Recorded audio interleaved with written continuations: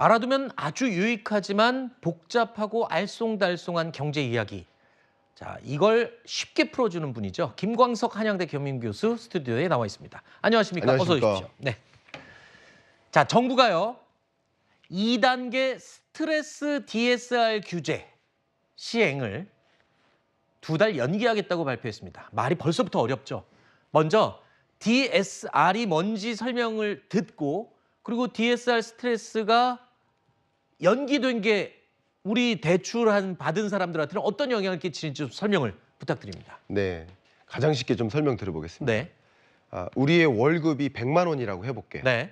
근데 매월 갚아야 될 원금과 이자가 네. 40만 원이라고 해보겠습니다. 예를 네. 들어서 원금 30만 원 갚고 10만 원은 이자를 갚아야 된다. 네. 그러니까 원리금이죠. 네. 그러면 분모에 100만 원, 네. 그리고 분자의 원리금 상환액 40만 원. 네. 몇 퍼센트입니까? 그 내가 버는 돈의 40%를 대출 갚는 데 써야 되는 그쵸. 거잖아요. 원금 이자 갚는 데 쓴다. 네. 그게 바로 DSR입니다. 아, 그럼 스트레스 DSR. 예, 그 DSR 40%를 넘어서지 않게 그만큼까지만 대출해 주자라는 게 DSR이었다면 네. 거기에 한 단계 규제를 보탠 게 스트레스 DSR인데요. 네. 금리가 자꾸 움직이잖아요. 네. 금리가 변동하니까 예를 들어 낮은 금리에 대출 받았다가 금리가 올라가면 사실상 대출 규제를 더 강화했어야 되는데 못 하잖아요. 그렇죠. 그러니까 변동하는 금리에 맞춰서 가상금리를 부여하겠다라는 건데 기존에는 그 가상금리가 1.5%인데 1.5%에서 한 25%만큼만 가상금리를 적용하다가 네. 1단계, 2단계에서는 여기에 25가 아니라 50%를 올리겠다. 그러니까 가상금리를 높여 잡겠다. 결국 스트레스 DSR을 2단계로 확대 적용하면 대출 한도가 제약되는 거죠. 그러면 돈 앞으로 빌릴 계획이 있던 분들은 스트레스 DSR이 시행이 되면 네, 대출을 받을 수 있는 액수가 확 줄어든다는 거잖아요. 줄어들 수 있겠습니다. 대신 예. 위험 부담은 덜게 되는 거죠. 가계 그렇습니다. 부채에 대한. 정확하십니다. 정부가 그러면은 근데 이거 2달을 늦춘 이유가 뭡니까? 정부 입장의 견해가 있고요. 네. 이걸 지적하는 견해가 있는데 정부 입장에선 지금 현재 2024년 굉장히 중요한 현안이 바로 취약계층입니다. 네. 취약계층은 둘인데 서민과 영세 자영업자. 이들의 빚 문제가 심각하다. 네. 그러니까 이들의 빚 문제를 해결하기 위해서는 아하. 또 서민들을 위해서는 이 스트레스 DSR을 바로 적용할 수가 없다라는 것이고요. 두 번째는 우리 한국 경제의 가장 약한 고리가 바로 부동산 PF 문제인데 네. 이 부실 문제를 안고 이 스트레스 DSR을 적용하면 안 된다. 네. 시간을 벌어야 된다 하는 입장이라고 볼 수 있겠습니다. 이 두 가지고요. 다만 여러 일각에서의 지적은 이 스트레스 DSR을 지금 적용하는 것을 갑자기 뒤로 지연하는 것은 네. 정책의 일관성이 좀 혼란스럽다. 아하. 그리고 부동산 가격이 또 폭등하면 집 있는 자만 좋은 거 아니냐. 또 세 번째로 가장 많이 얘기하는 게 가계부채가 지금 누중되고 있는데 네. 그 누중되는 가계부채 문제를 더 심각하게 누중시키는 거 아니냐. 이런 관점에서 어떠면 이 스트레스 DSR을 지연 적용하는 것에 어떤 긍정적인 효과도 있을 수 있고 네. 부정적인 효과도 지적받을 수 있는 그런 네. 사안이라고 볼 수 있겠습니다. 알겠습니다. 이제 조금 이해가 되는 것 같은데 그런데 지금 이자와 관련해서 대출하면 또 이자가 떠오르지 않습니까? 그렇습니다. 이자와 관련해서 이런 기사가 떴습니다. 예, 은행들이 이자 수익으로만 벌어들인 순수익이 네. 34조 원. 네. 그러니까 이게 2010년 이후에 최대 네. 수익을 낸 것이다라고 하네요. 자, 그렇습니다. 지금 원래 은행들이 너무 이자 장사로 돈만 번다라는 비난이 많이 있었는데 네. 그럼에도 불구하고 은행들은 이자로 지금 엄청난 돈잔치를 했네요. 네, 그렇습니다. 그러니까 고금리 시대에는 많은 자산가들이 돈을 어디 둘까요? 아무래도 은행에 냈겠죠. 저축. 네. 왜냐하면 저축을 해도 안정적으로 그렇죠. 수익률을 영위할 수 있으니까.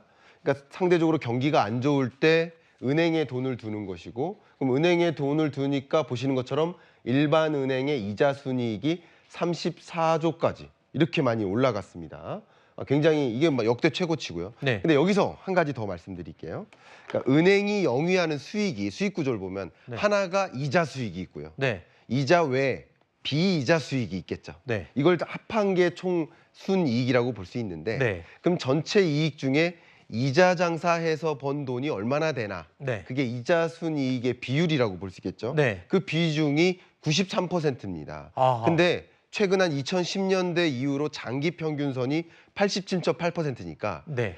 근래 경제 한 10년 넘게 동안 봤을 때 한 15년 경제 동안에 유독 이자 수익이 많은 구간이다라고 평가할 수 있겠죠. 네. 예, 그래서 많은 서민 여러분들이나 아니면 실물 경제에서 기업 경영하시는 중소기업 대표님들은 경기 이렇게 어렵다고 하는데 이 은행은 이렇게 이자 장사하네 하면서 좀 한숨 섞인 말씀을 하실 수도 제가 있는 바로 상황이라고. 그 얘기를 짚으려고 네. 지금 은행 이자 순이익 최대 액수 기사를 말씀드렸는데 네. 왜냐하면요. 은행은 지금 사상 최대의 이자 장사 순이익을 얻고 있는 이 상황에서 네. 최근에요. 자영업자들의 대출 연체율은 최근 2년 사이에 3배가 늘었습니다. 쉽게 말하면 지금 빚져서 네. 장사하시는 분들이 돈이 없어서 빚을 못 갚는 비율이 지금 3배가 늘었다는 거잖아요. 맞습니다. 근데 은행은 저렇게 사상 최대 순이익을 내고 있네요. 네, 좀 심각합니다. 네. 그러니까 이 우리 2,200만 가구 중에 가장 좀 취약한 계층을 좀 헤아려 보면 그 중에 이 자영업자가 이제 세대주인 네. 자영업자 가구의 생계가 굉장히 어렵습니다. 보시는 것처럼 연체자가 차지하는 그 비율이 4.22%로 기존 최고치에 가까워지고 있는 상황입니다. 네. 또 한 가지는요. 이 연체율도 중요한데요. 또 한 가지는 취약 차주라고 할 수 있습니다. 그러니까 대출을 짊어진 사람들 중에 유독 빚을 못 갚을 것 같은 차주, 이를 취약 차주라고 합니다. 네. 조금 어렵지만 설명을 드리면 다중채무자면 취약 차주일 가능성이 높아요. 3가지 이상의 부채가 있다. 네. 담보대출, 신용대출, 카드대출이 있다. 그럼 다중채무자예요. 근데 다중채무자이면서 저소득계층이거나 네. 혹은 다중채무자이면서 저신용 등급이면 취약차주로 분류되는데 네. 전체 취약차주의 비중이 늘어나고 있어요. 지금 현재 6.4% 정도 됩니다. 근데 자영업자가 차지하는 비중이 12%를 초과했습니다. 아이고. 그러니까 유독 빚을 못 갚을 수 있는 빚 부담이 굉장히 심각한. 왜냐하면 매출이 일어나야 빚을 갚는데 그렇죠. 매출이 일어나지 않고 이자 부담은 커지니까 장사는 안 되는데. 그렇습니다. 그렇죠. 그러니까 정말 이자 갚느라고 허덕이는 이런 자영업자들의 문제가 심각한 상황이다라는 것을 좀 다시 한번 강조하겠습니다. 알겠습니다.